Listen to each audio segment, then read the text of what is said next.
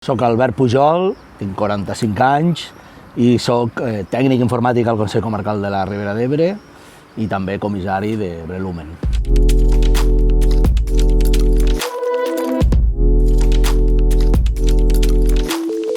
Jo vaig estudiar informàtica, o sigui que, diguem, d'entrada la meva formació inicial no era al voltant de la cultura, però sempre he estat envoltat de gent, d'amics, fins i tot de la parella al voltant de la cultura, i sempre hem organitzat coses amb colles, amb grups. Vam estudiar a Tarragona, vam viure molts anys a Tarragona, veiem que allà havia un dinamisme al voltant de la literatura que no hi era a la part de Terres de l'Ebre, vam voler innovar en aquest sentit, i després ja va vindre Literarum, va vindre tota una sèrie d'elements que ens van donar molt joc. La col·lectivitat de gaudir de la literatura a mi m'agradava molt compartir-ho, m'agradava molt conèixer gent a través d'esta activitat, i quan plantegem la Fira del Llibre Ebrenc, ara ja fa 17 anys, que després és Literarum, i que Literarum obrin aquestes noves perspectives de la literatura, que la posem a escena, que la gent la gaudix dalt d'un escenari, fa que tu tinguis unes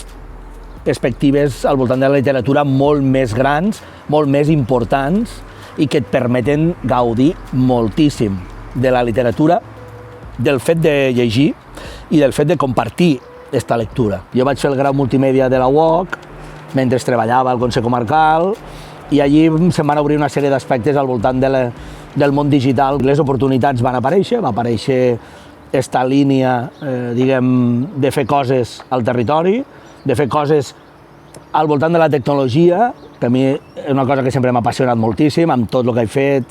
Sempre ha hagut la tecnologia molt destacada, tot el tema audiovisual molt destacat. La casualitat fa que jo, estudiant el grau multimèdia, faig una formació de videomapping a Barcelona.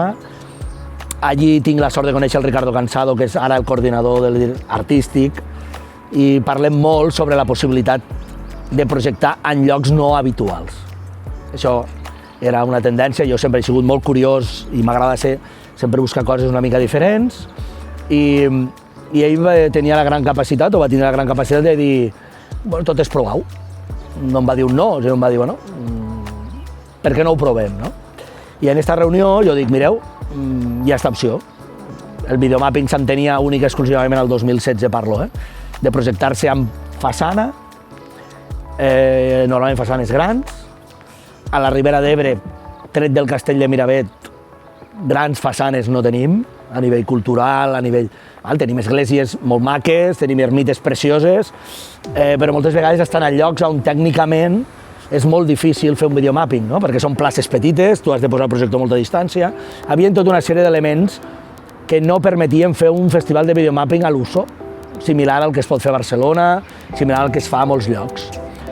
I és aquí on entra el punt d'innovació, no? Que nosaltres no tenim grans infraestructures patrimonials històriques, no? De restes i d'edificis grans, però sí que tenim un patrimoni natural extraordinari, amb arbres brutals a la vora del riu, amb rocams i marges de pedra seca extraordinàriament grans, que no hi són a altres llocs i principalment a la ciutat. Un festival íntegre on tot fos projectat a la natura no existeix, i això va ser el que ja va ser el punt determinant per crear Ebre Lumen.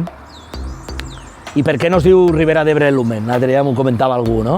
Bueno, perquè tenim aquesta visió de territori, aquesta visió del 2016 de territori, que ja veiem que segurament agradaria, que segurament hauria altres municipis i altres llocs de casa nostra que estarien interessats en fer-ho, que podríem ser els primers, però que això no tindríem per què quedar-nos-ho per a nosaltres, que el lloc central seria la nostra comarca perquè inicialment tot està estudiat, treballat tècnicament per als llocs de la Ribera d'Ebre, però que segurament això s'expandirà al territori.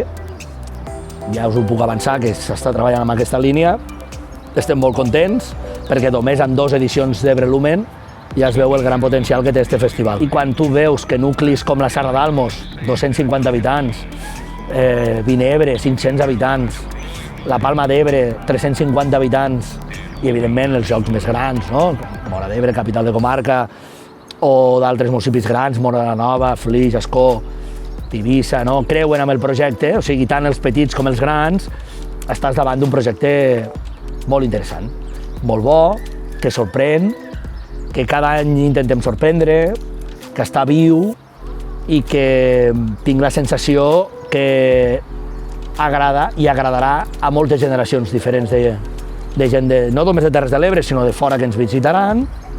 I això sí que per a mi és un dels aspectes que m'ompli més quan estàs com a comissari al davant d'això. I m'agrada molt la part final, que és que durant aquestes 2 edicions de l'Ebre Lumen te trobes gent jove, orgullosa, que això es faci als seus pobles, tot i que durant la setmana estiguin fora, com tots hem estat estudiant o treballant, que veuen que això és un argument per aportar gent i convidar gent de fora de la comarca, del seu propi poble, a que vinguin a gaudir del seu municipi i d'estos espais. Veure com gent de 80 i 90 anys, fins i tot en algun cas, els ha agradat i els agrada molt, tot i que no ho havien vist mai. I sobretot veure com gent de la mateixa comarca del territori descobreixen llocs d'esta comarca que no havien estat o mai o gairebé mai. I que quan tu els hi poses una capa de videomapping, una capa de llum, una capa artística, se sorprenen. Se sorprenen i veuen que tenen al seu dia a dia, a la vora de casa seva, llocs extraordinàriament bonics i amb un potencial artístic i cultural molt gran.